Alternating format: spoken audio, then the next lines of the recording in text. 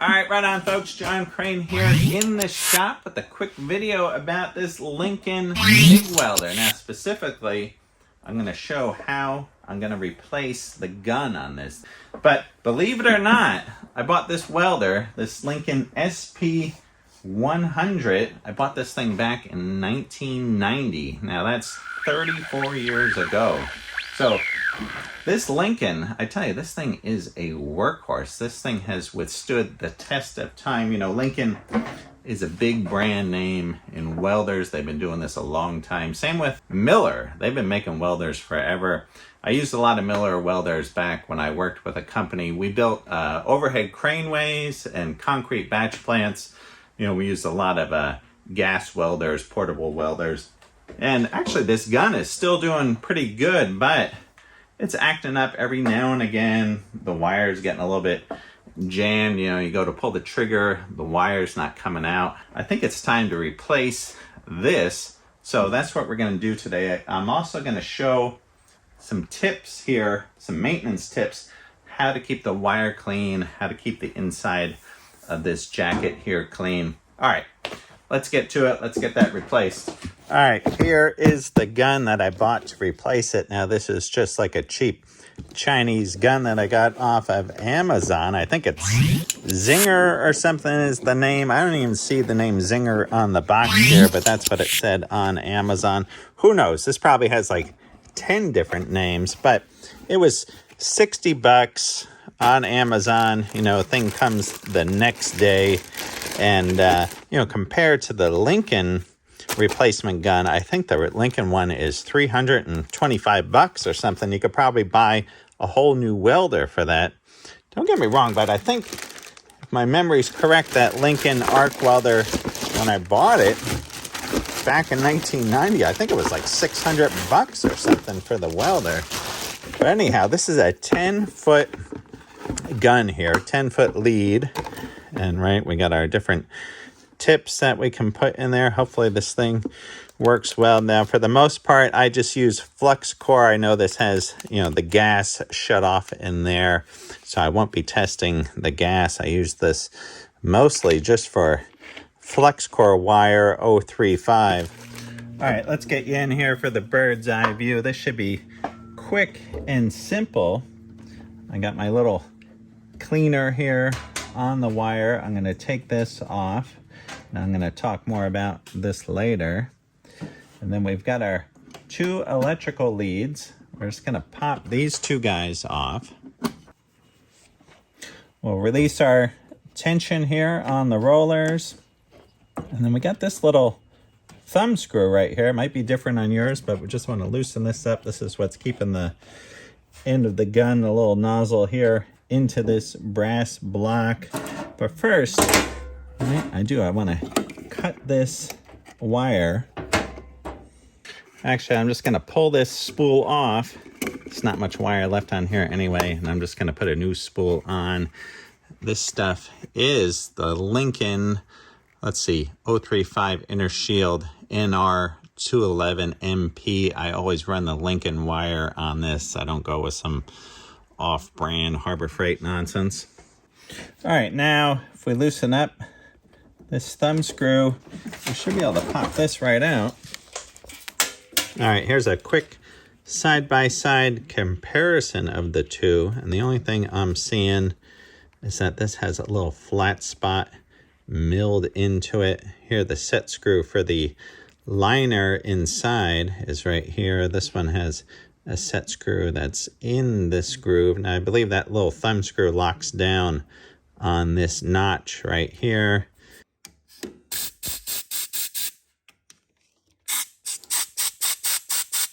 I am going to pop this top roller off and give this a quick clean. I can see it's got some nonsense on here, so I'll just clean this off real quick.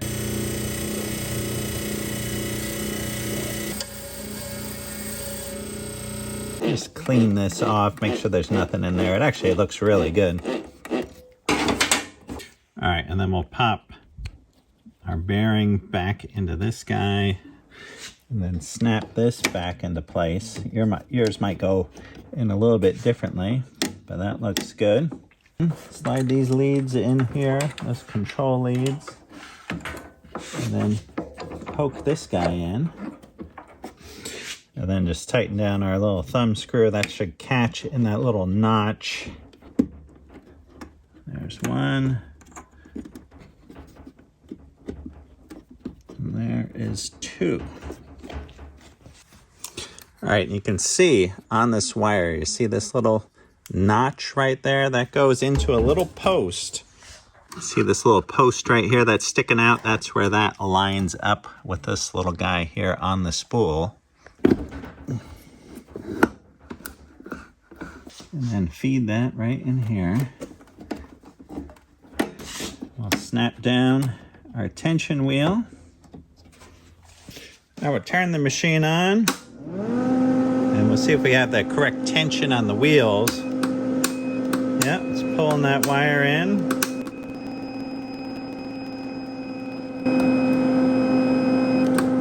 All right, there we go.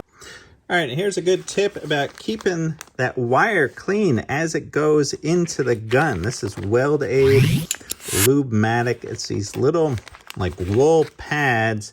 You put some of this lube on here. I believe this is made by CRC. Maybe CRC makes it for these guys. But what you do is you take this guy, pull it out of its clip, and you see it's got a little slot here. And you take your Lube-Matic and you put some of this, you soak this guy in the Lube-Matic. You don't need a ton. This thing doesn't have to be dripping with it, but put some in there. We got that guy. And then this is the pre-cleaner. So let's go snap this on. All right, so the lubed one goes closest to the gun. So I got the slit here, and I'm gonna snap this over the slit. We put that guy right there. And then this is the pre-cleaner pad. We put this ahead of the lube pad. We'll snap this guy on. And this is great. This cleans any debris or dust or anything that came from the factory that's on this wire. Keeps it clean as it feeds it in to the hose there. We'll pull the trigger. That's nice. That's cleaning the wire and it's lubing it as it goes through.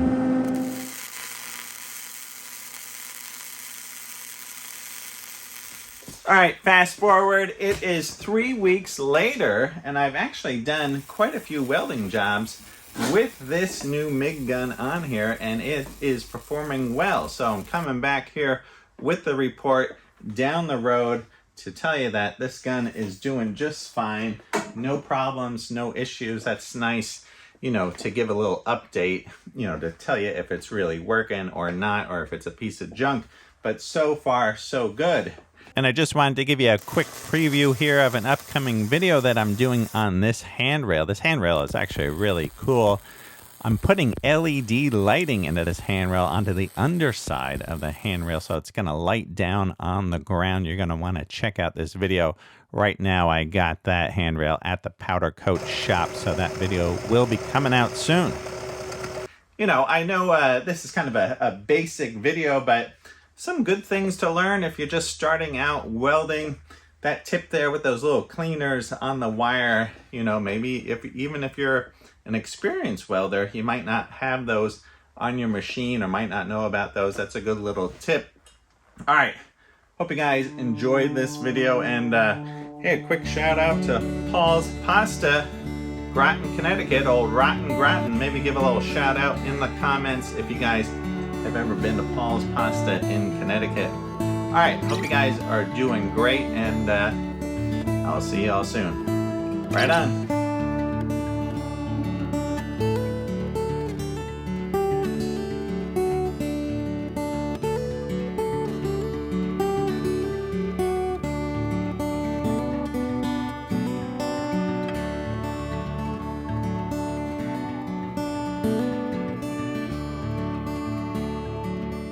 Watch your top knot.